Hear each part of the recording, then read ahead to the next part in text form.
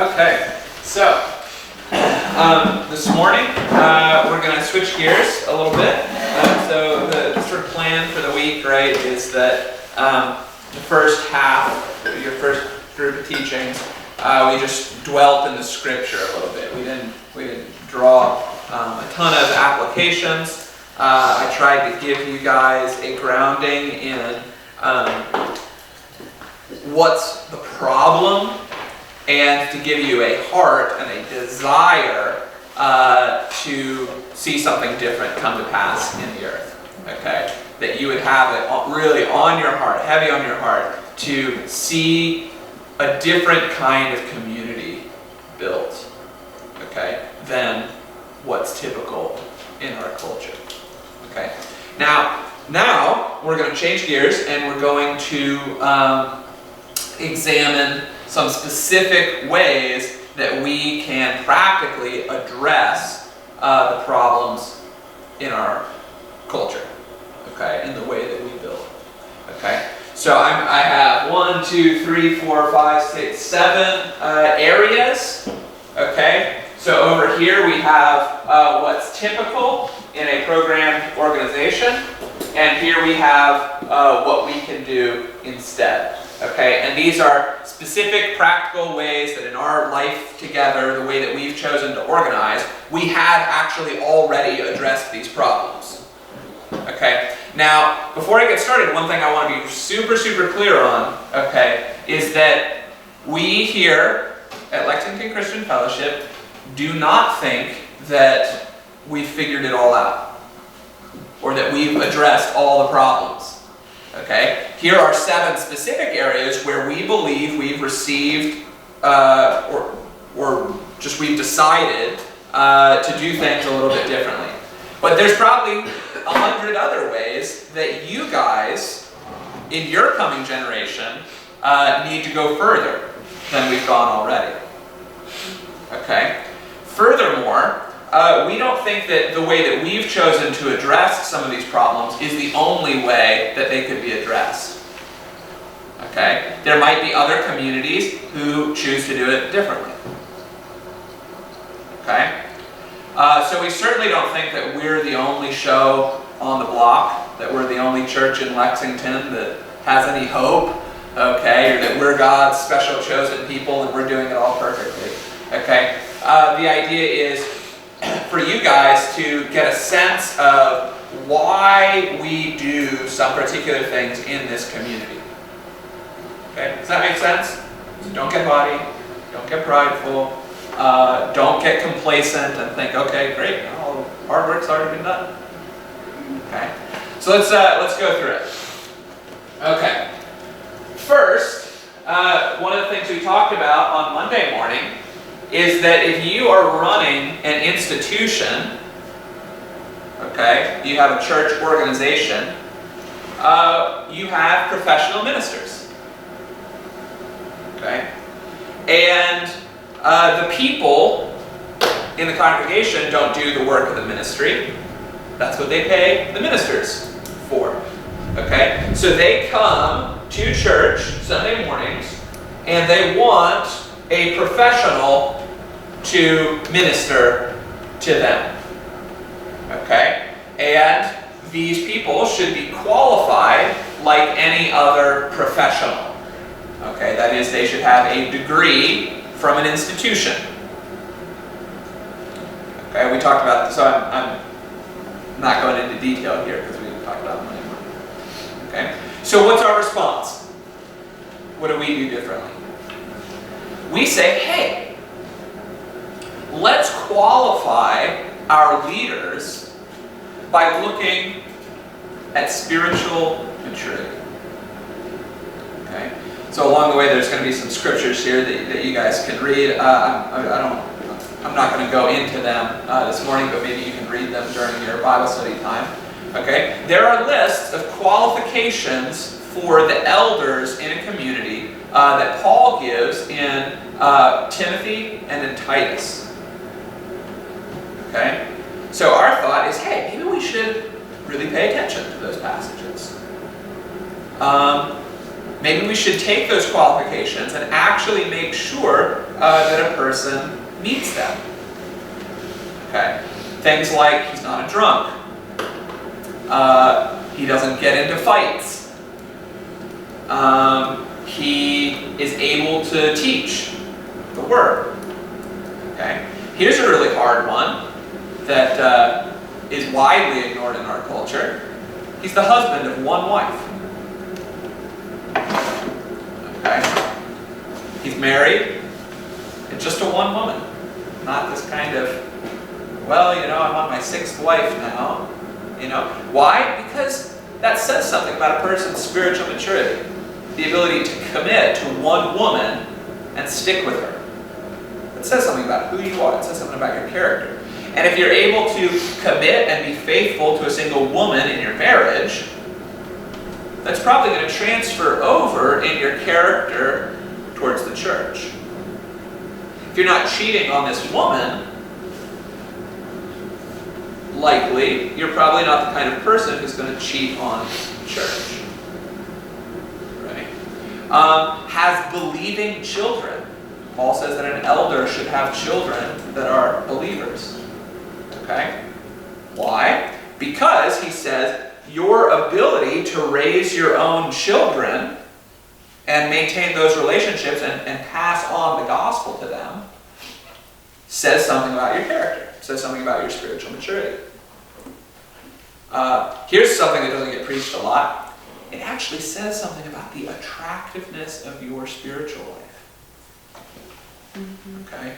If your children reject your spiritual life, one of the reasons for that, not all the time, there are exceptions, but one of the reasons for that is that you actually have a really ugly, unpleasant spiritual life. You don't actually have something that they want to emulate. Right? So a person who's able to pass on a relationship with the Lord to their children is probably going to be spiritually the kind of person who's able to pass that on in the church. Kind of person with an attractive spiritual life. A kind of person who really knows how to manage a personal household and manage the church. Make sense? Okay. Think about that. Think about that contrast here.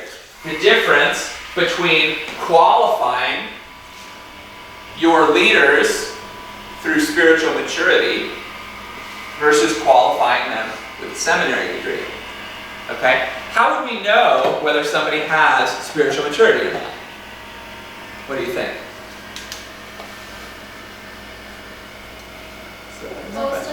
How do you know if somebody has spiritual maturity or not? How they handle adversity, I guess. Okay, well, how would I know how they handle adversity? Could I get that on a CV? Well, how do I know whether a person's lived their or raised their children well, or whether they've been faithful to their wife? Oh, you gotta know them, right? Is there any way that I could tell that just from like a Facebook profile? No, people can put anything they want up on a Facebook profile or on a resume. Okay, I mean, maybe you can kind of sometimes read between the lines a little bit. But how do you really know whether somebody meets these difficult qualifications? You can't tell from the facade that they put up in an interview or even over a short period of time. What you have to do is you have to live with somebody for a long time. Okay? So the way that we've chosen to qualify our elders, our deacons, our pastors, is through long-term relationships. They have to organically emerge from the community. And everybody around them has to be able to say, yeah, thumbs up. Like this guy, he knows the Lord. He's raised his children well. He's been faithful to his wife. He's not a drunk. He exercises self-control. He's able to teach. He's able to pass these things on. Okay? So it's relational through and through. Does that make sense? Yeah? Okay, second thing. All right? Another scripture that I invite you to read during your afternoon. John chapter 10. Jesus talks about the hired hand. Okay? That comes in and, yeah, they kind of shepherd the sheep, but they're really in it for themselves. They're in it for the pay. Okay? They've been hired for the day to take care of these sheep, to lead them to pasture or whatnot. But what happens when the wolf comes? If you're a hired hand, what happens when a wolf comes? Run away. I'm only getting paid a denarius here. Okay? It's not worth my life. I'll give back the denarius, dude. Like, see ya. Okay? In contrast, Jesus talks about the good shepherd, for whom the sheep they actually belong to him. What does he do when the wolf comes? He fights the wolf to the point of death. He risks his very life for the sheep. Why? Because he's like, look, besides these sheep, I got nothing. If a wolf eats these sheep, if I just leave these sheep on the mountainside, that's it. That's my life. Like, this is my life. Okay? My whole life is invested in these sheep. So, I can't run away. I might as well, if I run away, I might as well be dead, because there goes my whole livelihood. Does that make sense? Okay? So he's contrasting in that passage the Pharisees with himself. Okay? Similarly, for all of our leadership, home group leaders, pastors, elders, okay, we don't pay our home group leaders. We don't have a paid youth minister. Okay? All of the care, what goes by the name of pastoral care in the church world, is done by people who really do care about the people that they're ministering to. Okay, the way that it's normally done, in the church that I grew up in, we had a number of pastors, and we had kind of the head pastor who was over everything. We had a pastor that basically his job was to like preach and teach Bible. We had another pastor, okay, we called them priests, grew up Anglican, okay. We had a priest who his sole duty was visiting people in the hospital and ministering to them. He never preached, he never did anything else. That was his responsibility. Why? So that the other guys didn't have to do that stuff. Okay? Now, I'm not getting on to this guy. I mean, this guy was a great guy. He really did love people. Okay? But I think that just that setup is very common in our country. Okay? That it's too much for our congregation to care for the people in the hospital. It's too much for our congregation to go visit somebody or give marital counseling or help somebody in financial trouble. So what do? We hire a person, and that's their full-time job, is to take care of all those responsibilities for us. Okay? Well, what happens when there's a little bit of relational breakdown, or things are harder, or whatnot? Suddenly, that guy that we hired hears a call, right? Suddenly they're called to another church.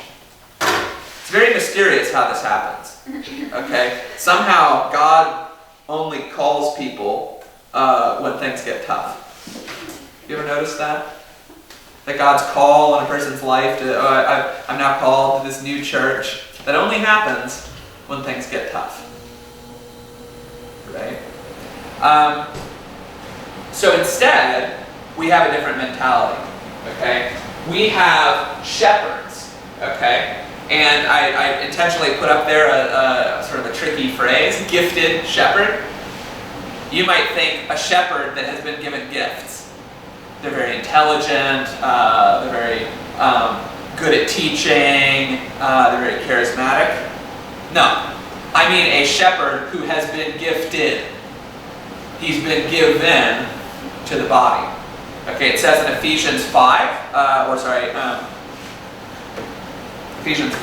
passage that we were just looking at, okay, that Christ gives apostles, prophets, evangelists, shepherds, and teachers, pastors. Okay, so the way that we understand these ministries is that they are Christ giving the person to his flock. Does that make sense? So if Christ has given me to you as a CTS person, okay, I'm not in it for any pay.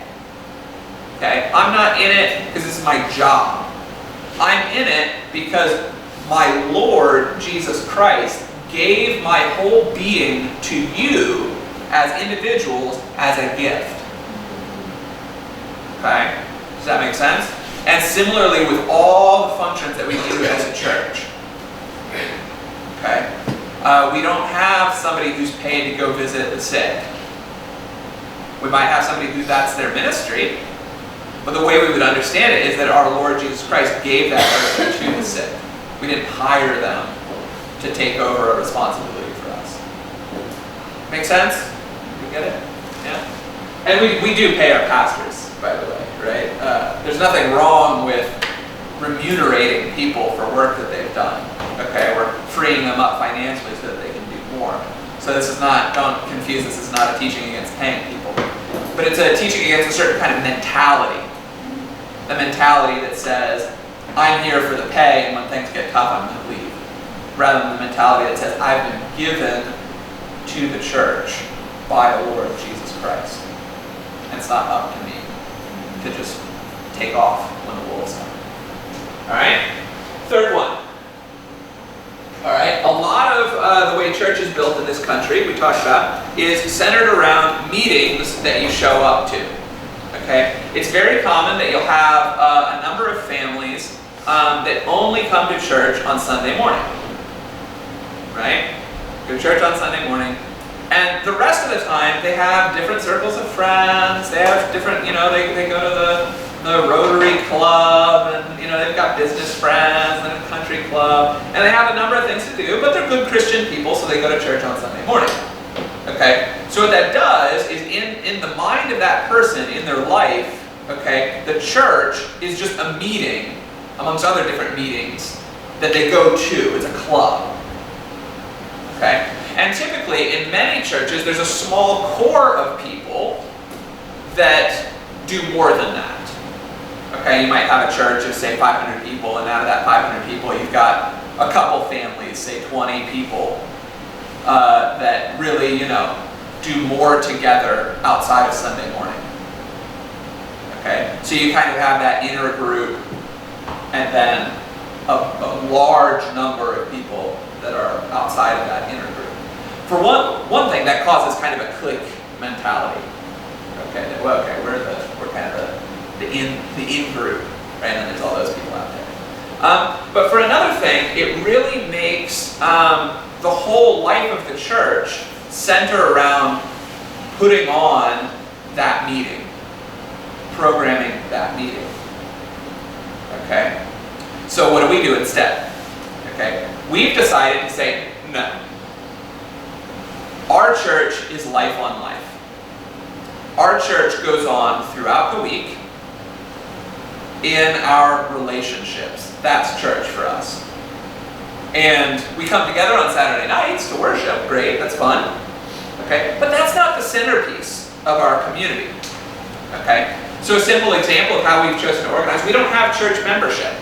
A lot of churches, you sign up and you're like on a list somewhere, you pay your dues, or you go to some class, or you fulfill some certain requirements and you're a member of that church. We don't have church membership.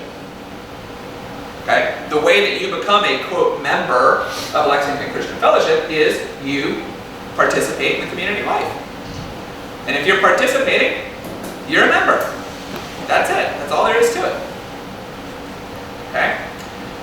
So that's why we have small groups.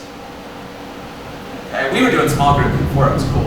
Okay? We're the like small group hipsters here. We've been doing small groups since like the 70s. Okay? And actually a lot of mainline churches are catching on to how awesome small groups are, precisely because it does foster this kind of actual relationship rather than this sort of very distant thing. Okay, that's why we do things just throughout the week. That's why we have discipleship houses where people live together. Okay? Because we really want to foster life on life. Actual contact between persons, not person program, person to ministry, person to meeting, person to church service. The contact is person to person. Make sense? Okay, next one.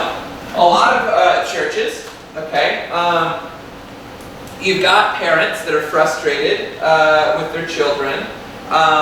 They, I don't know, have failed in certain ways raising their children, or they're frustrated, they don't understand why their children are behaving in certain ways. And on top of that, they really want to go play golf. Okay.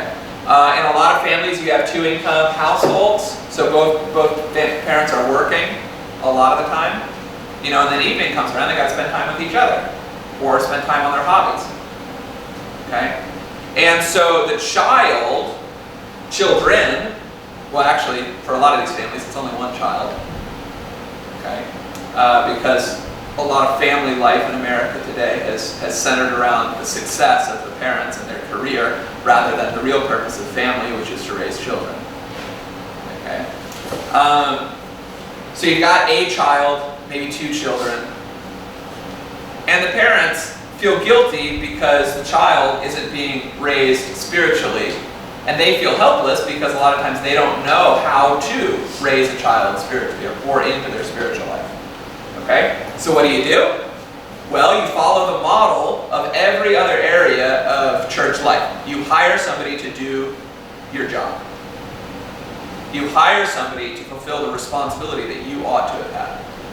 Okay? So you find some dude named Ralph who's in his mid to late 20s, who's, you know, like I said, bald and growing a goatee, you know, and can speak the hip language of kids these days, right? Somebody who can really connect with my son, right?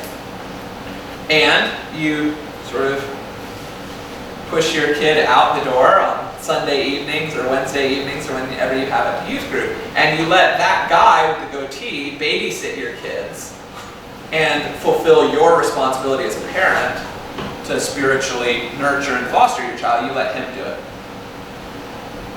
Right? Of course, many of these guys with goatees, they're doing it just because that's a stage, that's a stepping stone in their career. A lot of people who are doing youth ministry are doing it as a way to get into sort of real ministry. You know, being an actual pastor. Okay, so there's a huge turnover rate amongst youth ministers. Okay, a lot of youth ministers are only there for a couple years. So even some of the best youth ministers, you know, the child starts to form a relationship with the youth minister. There does start to be sort of spiritual mentoring going on, but then the guy leaves. You got to start the process all over again, right? Because just every couple of years you got a new guy. Okay, and again, I don't want to, you know, I'm painting with really broad brushstrokes out here. I actually owe a lot to some specific guys that really poured into me in youth ministry. But if anybody knows my story, I owe a ton more to a single guy who was not a paid youth minister, who just came into my youth group and said, I want to lead a group of guys. And he discipled me from the time I was in 7th grade all the way until the time I was in my senior year. And so while a lot of my peers, they had youth ministers sort of come and go, and I was in that same youth group, so I saw youth ministers come and go.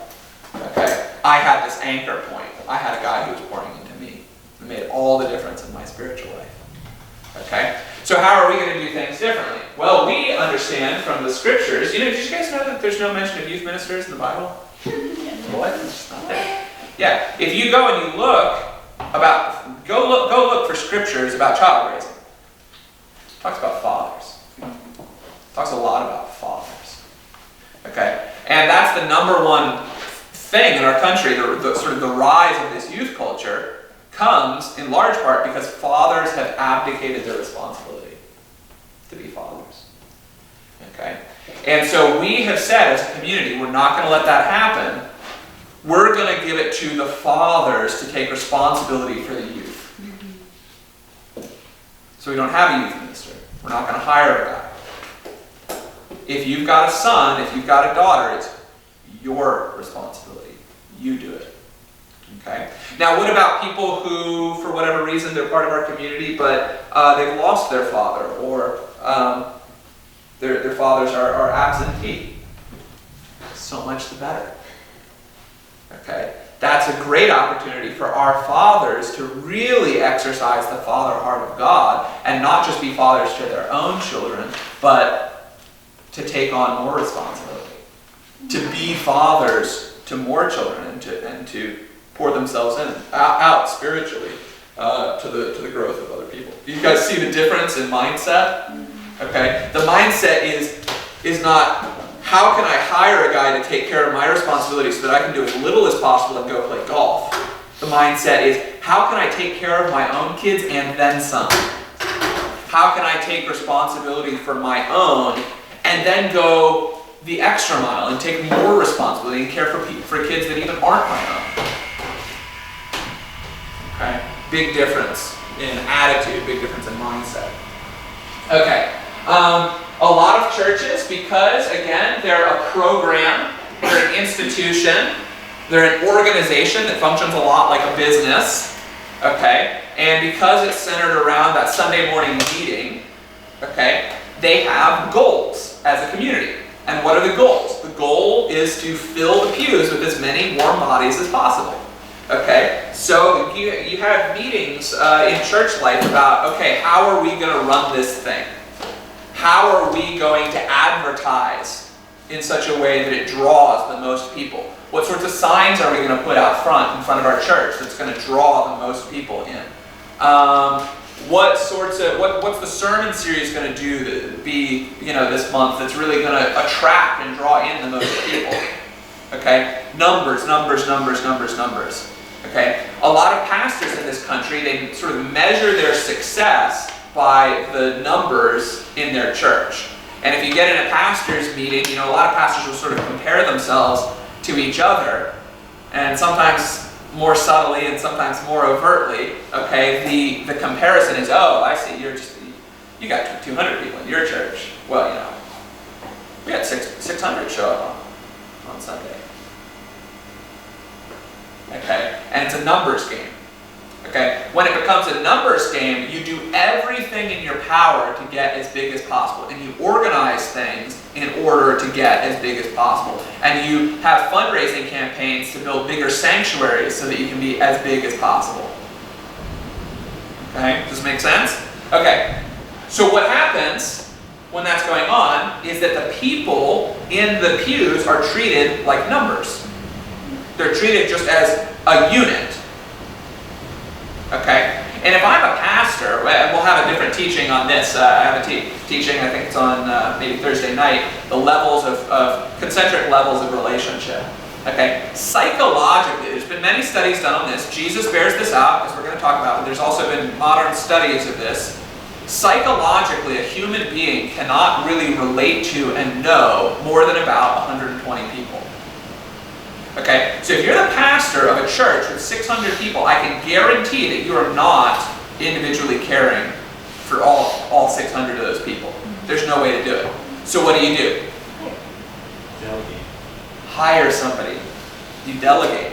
Okay, it's the same model. You guys see the model, the mindset showing up over and over again to solve different problems? Okay, I've got a problem. I'm a pastor. I have a responsibility for 600 people. There's no way that, given the way I've set it up, I can meet that responsibility. So what do? I hire somebody to do what's my responsibility for me.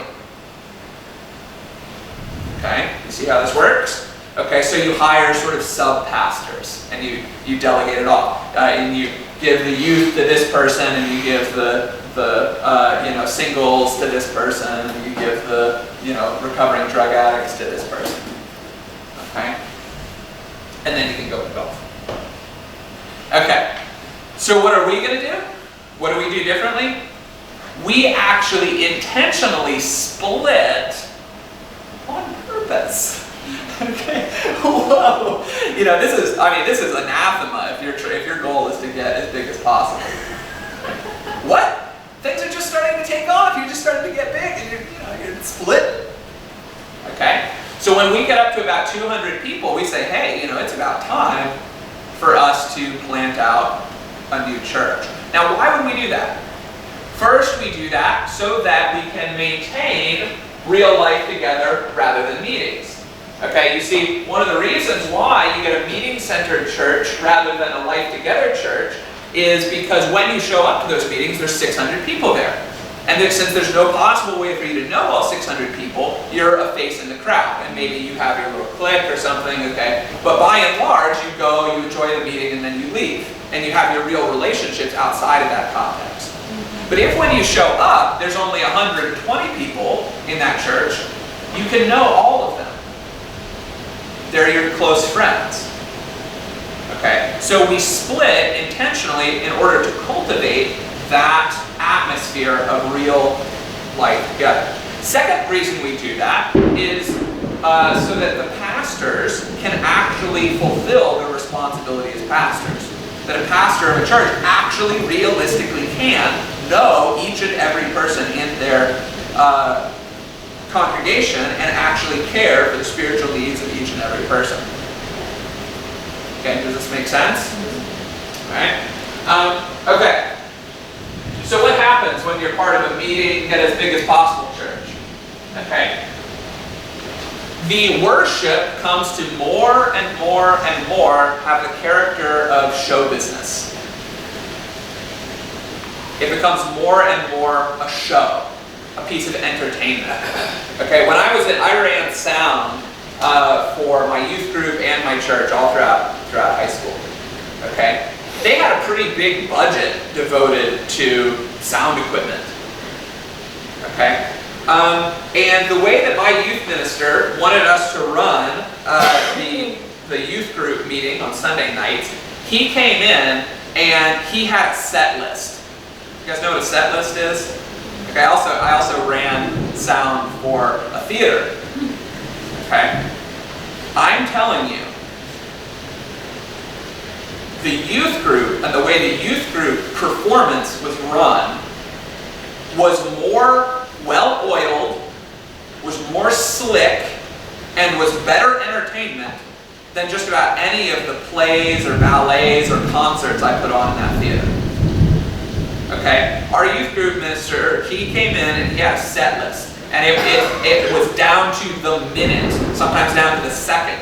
Okay, it would say, 6:55, start music playlist for walk-in. 7 o'clock exactly.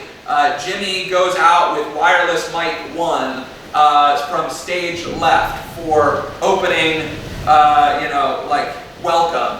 7:02, Alice comes in from stage right with wireless mic 3 and begins skit. 7:07, skit number 1, James, Tommy, and Susan.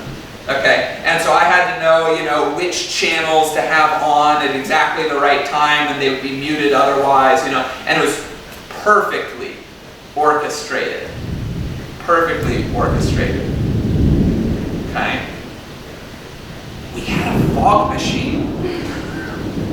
Okay?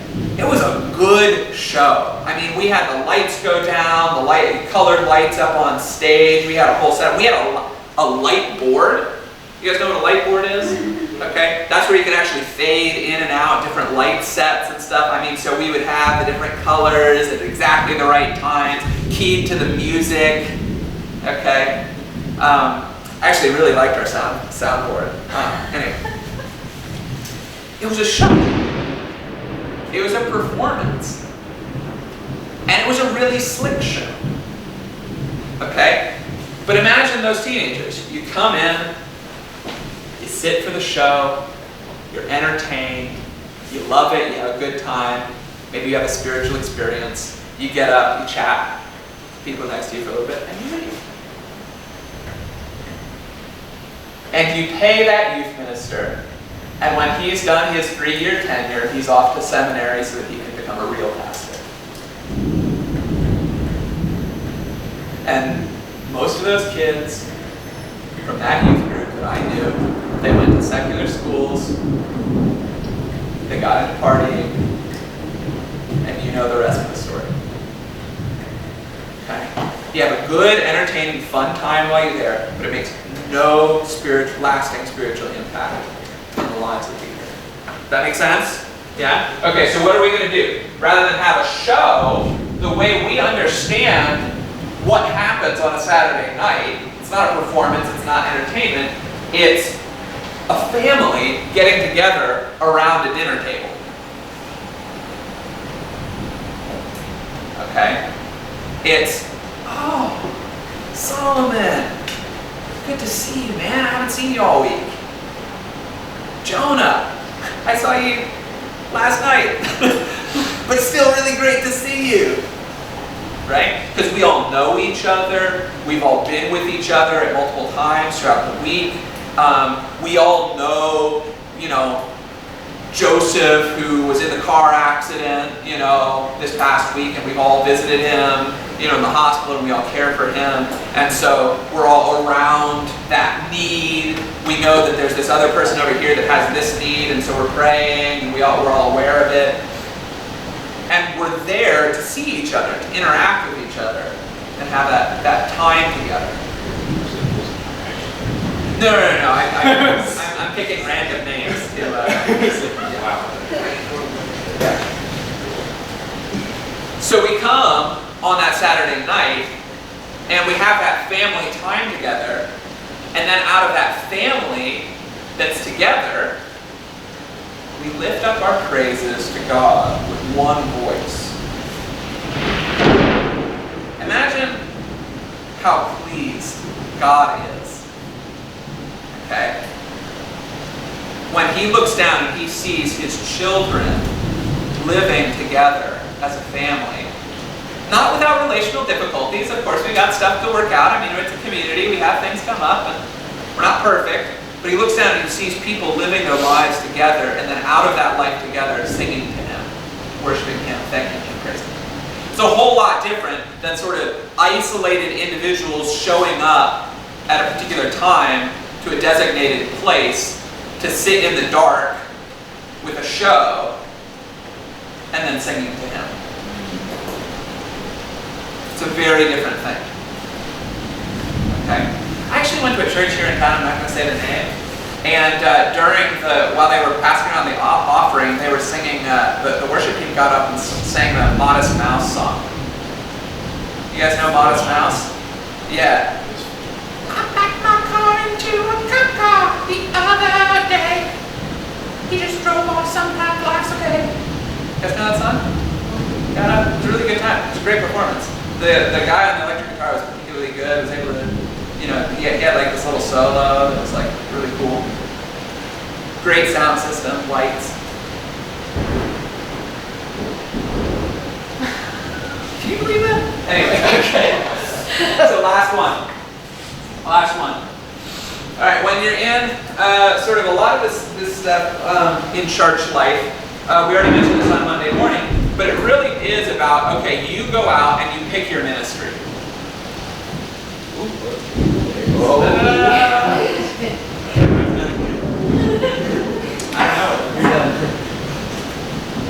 So you go out, you pick your ministry, you pick the thing that satisfies your need, you pick the worship experience that's the one that you want to have. Okay, the church that I grew up in, I think I already mentioned this, we had two different sanctuaries. We had kind of this historic sanctuary that actually was built before the Civil War and was really pretty. And then we had this bigger sanctuary, they called it the Episcodome. It had this you could see 1,000 people in there. And so we would have one service that was the traditional service, which was beautiful organ music, and then we had the contemporary service. They went on at the same time actually. And we actually had 6 or 7 different services on any given Sunday. And so yeah, you just show up and it's up to you, man. You like the kind of sweet organ music, you go to that performance. You like the, kind of contemporary acoustic guitar, you go to that performance. You like Modest Mouse, you go to this performance. Right, you pick, it's up to you. You pick the experience that satisfies you, that meets kind of your aesthetic preferences. Right, does that make sense? Okay, so what are we gonna do? See how this makes it all centered around me. What I like, what I'm getting, what I want. Have you ever talked about people, this was a common experience when I was in high school. Yeah, I like this ministry because there I'm really getting fed. You ever heard that language? Getting fed spiritually. Okay, or I'm not. This one. I've been going to this Bible study, but I'm not really getting fed.